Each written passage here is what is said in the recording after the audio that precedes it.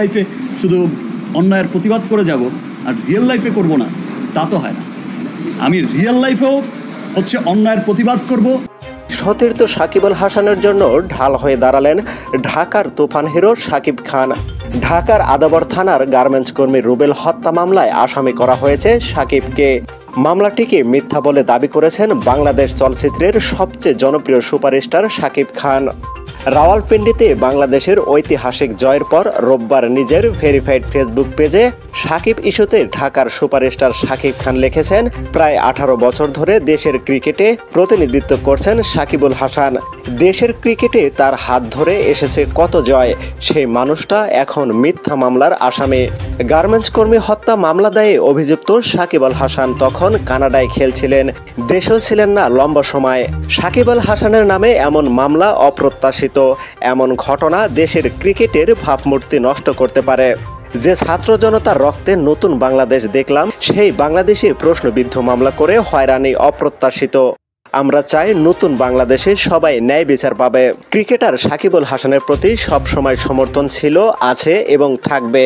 সংকট কাটিয়ে নিশ্চয়ই ভক্তদের ভালোবাসায় আগের মতোই শিখতে হবে সাকিব আল হাসান। এর আগে পাকিস্তানের বিপক্ষে টেস্ট জয়ে গুরুত্বপূর্ণ অবদান রাখা ক্রিকেটারদের নিয়ে দেওয়া অপর এক পোস্টে সাকিব আল হাসান প্রসঙ্গে শাকিব খান লিখেছেন, সাকিব আল হাসান সবসময় দলের সবার জন্য অনুপ্রেরণা, দলের প্রয়োজনে বরাবরই জ্বলে ওঠে তিনি।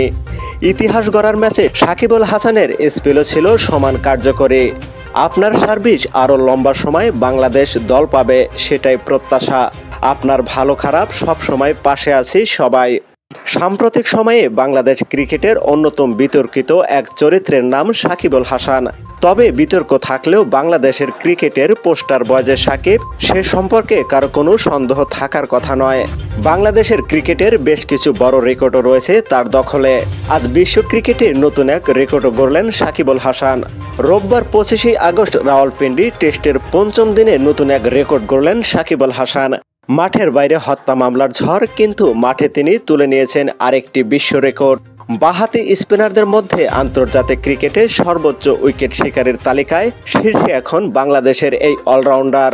রাওয়ালপিন্ডি টেস্টের 5ম দিনে প্রথম সেশন 2টি উইকেট তুলে নেন সাকিব। এতে তার আন্তর্জাতিক উইকেট সংখ্যা বেড়ে দাঁড়ায় 706।